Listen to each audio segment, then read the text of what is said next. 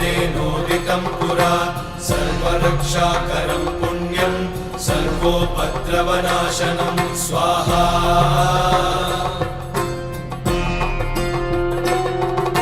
सर्वसम्पत्करं चैव स्वर्गमोक्षप्रदायकं ध्यात्वा नृसिंहं देवेशं हेमसिंहासनस्थितं स्वाहा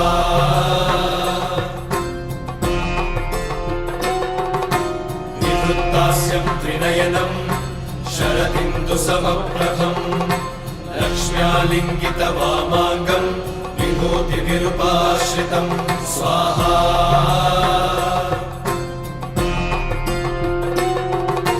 चतुर्भुजं कोमलाङ्गं स्वर्णकुण्डलशोभितं श्रिया सुशोभितोरस्कं रत्नकेयूरमुद्रितं स्वाहा